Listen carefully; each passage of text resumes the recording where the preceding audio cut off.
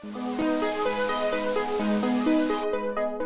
everyone. Today I'm going to be talking about a movie I just finished watching, Chip and Dale Rescue Rangers, based, of course, on the old Chip and Dale characters. The movie's on Disney Plus, so the Disney characters, and of course the show Chip and Dale Rescue Rangers. Although it's less about rebooting that show as it is about rebooting those characters, but also having some fun, some meta fun along the way with lots of movie references, franchise references, whether they're Disney or not. We'll get to that.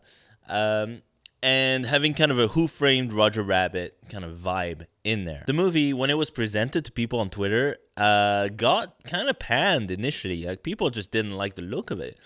But I'm happy to say that I was one of the few who was like, no, this actually looks decent. Like, it looks like it could actually be good.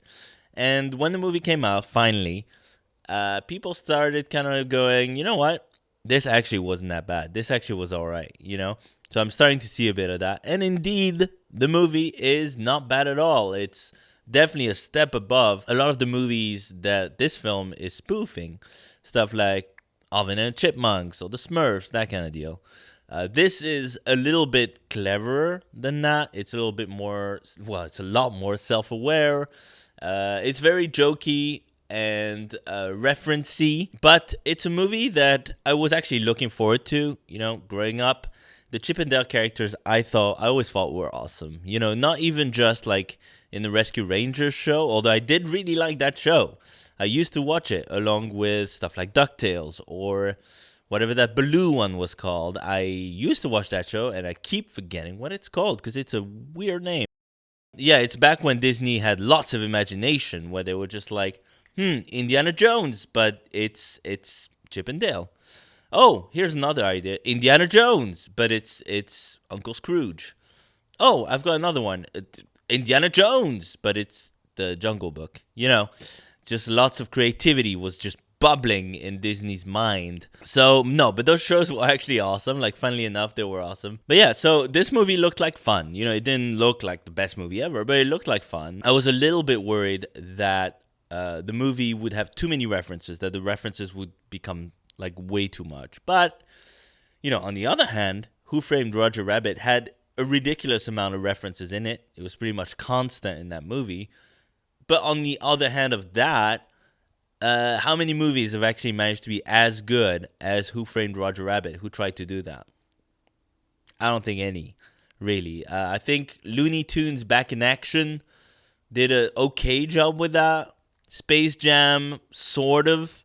But yeah, everything else has kind of fallen flat. So I was hoping this movie would kind of revive this kind of like, cartoon live action hybrid movie, but it's an action movie and it's a bit dark. It's for kids but also a little bit for adults. I thought it could revive this, and I think it will because this movie is pretty good.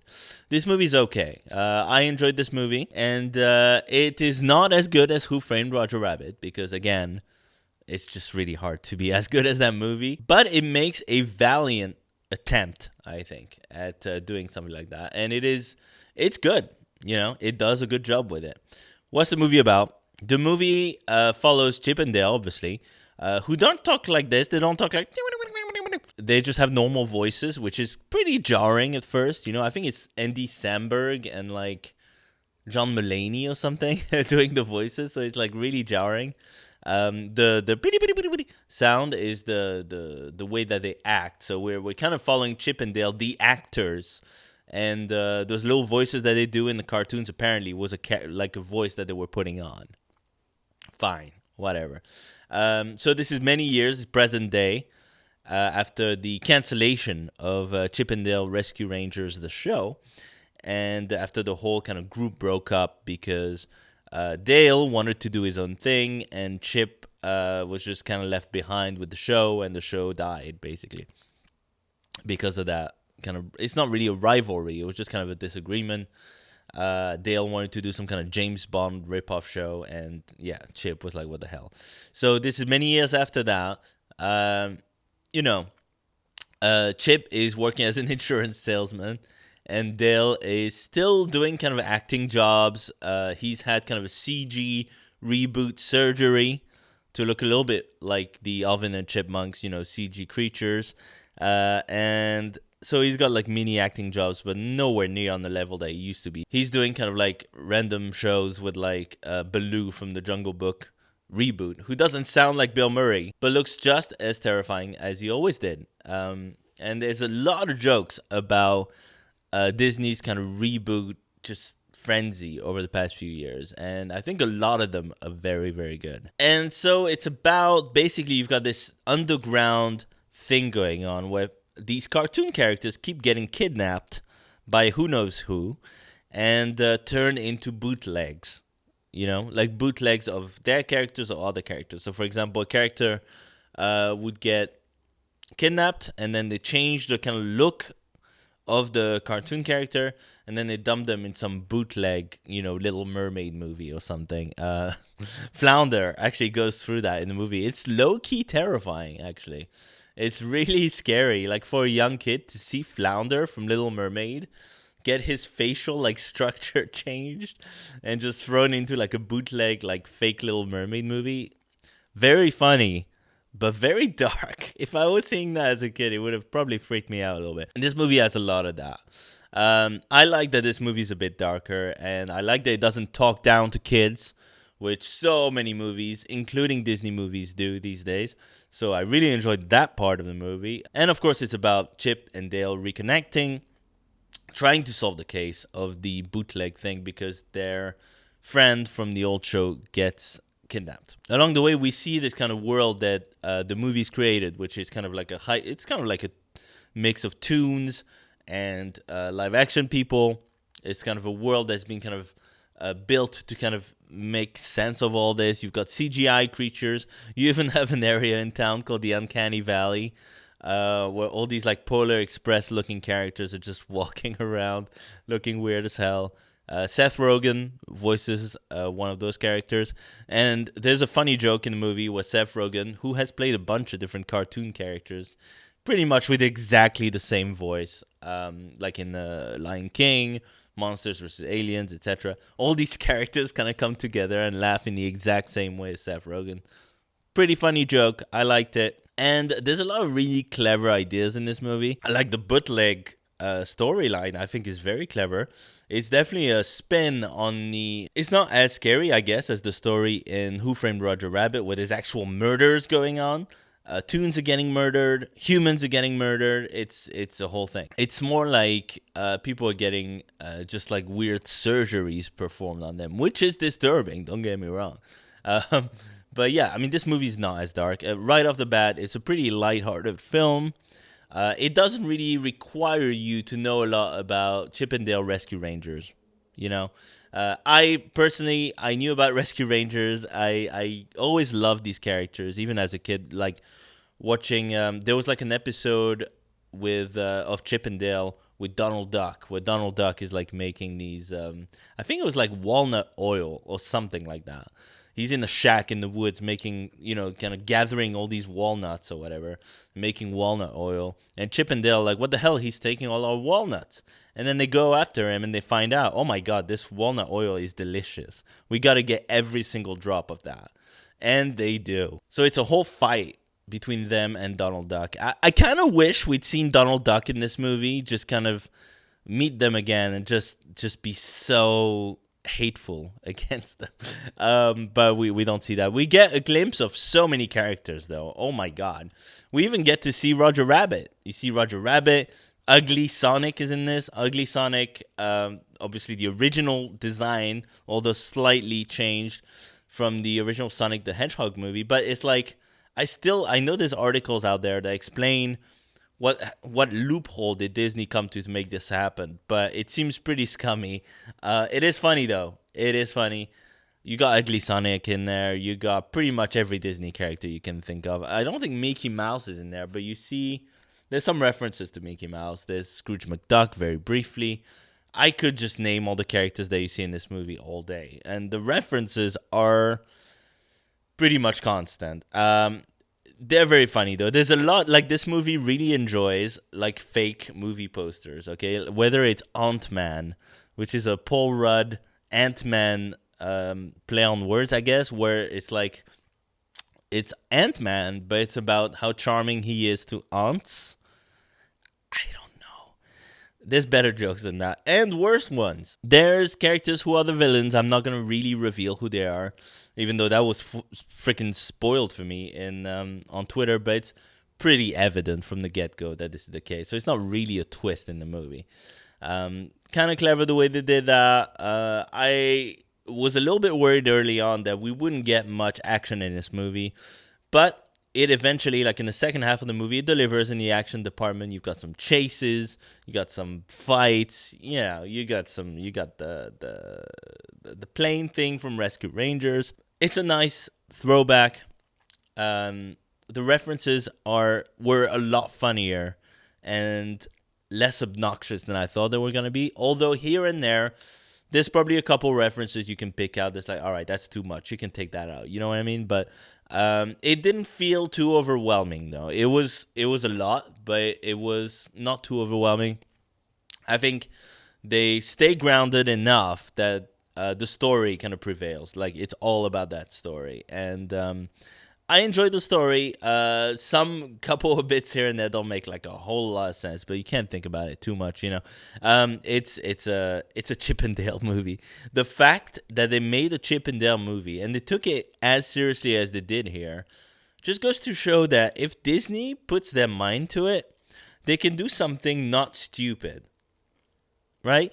They can do something that is clever, that is challenging for little kids. It's a little bit darker. There's complexity to the characters and to what's happening to them.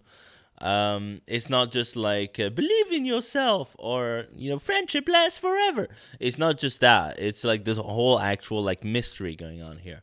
It stays true to what Chip and Dale Rescue Rangers is about.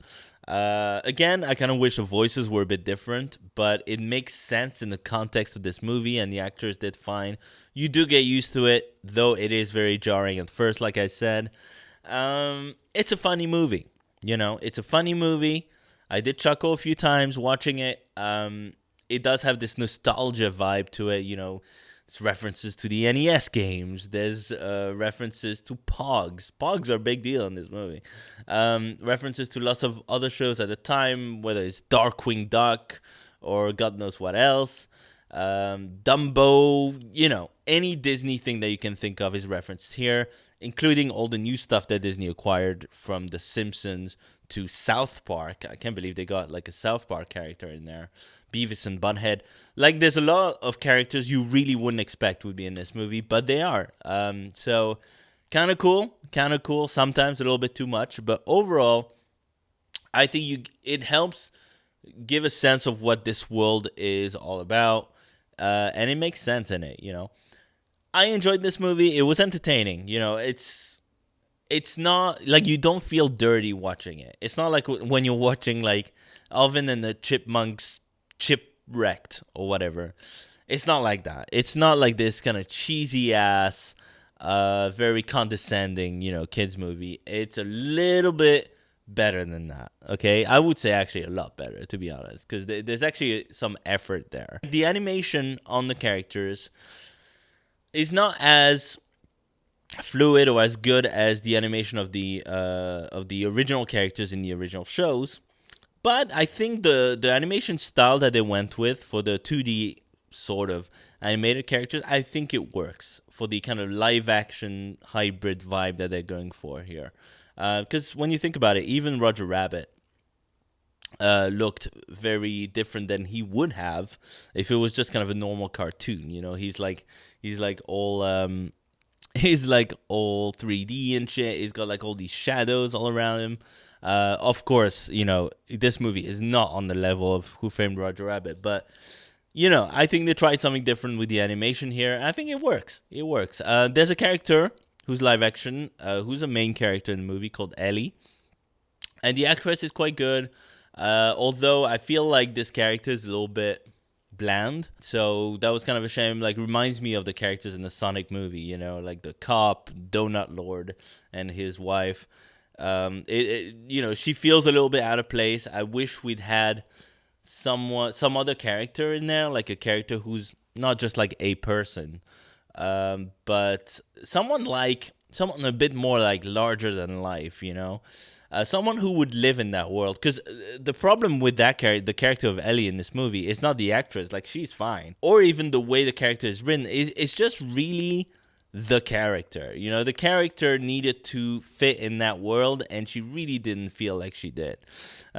What's his name? Freaking Bob Hoskins in Who Framed Roger Rabbit really fits in that world. He's not a cartoon himself, but he's very much, it belongs in that cartoon / live action world.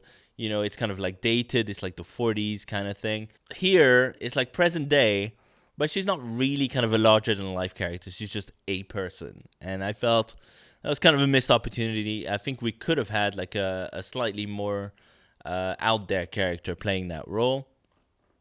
It's a nitpick. It's not a big deal. She's fine in the movie, and she's not in it like from beginning to the very end, like in a very kind of like obtrusive way, taking away screen time from the main characters. It's still very much Chip and Dale's movie. And yeah, like I said, I enjoyed this movie. I think kids and adults can enjoy it, in equal amounts. Although you might want to show, maybe if you're showing a younger kid, you might want to show Chip and Dale Rescue Rangers, like one episode of it beforehand, just so they get an idea of the characters, the dynamic between them, because there's a lot of references to, for example, Dale being like the dumb one and stuff. And you don't really see that in this movie, maybe a little bit, but it would just make more sense if you just show a little bit. But yeah, I enjoyed this movie. I would recommend it. If you have Disney Plus, there's nothing else good on there, so watch that. No, Chip and Dale Rescue Rangers, check it out. Check out the old show as well. It's all on there. It's all on Disney Plus, and it's very good. It's kind of, in my book, it's a classic cartoon series, and always brings a smile to my face just thinking about it. It's a good show, and this movie pays decent homage to it. I hope they kind of make another one, as long as it's exactly in this vein, and maybe they tweak a little things here and there. So thank you for watching this review. I will see you in the next one. Take care, everybody.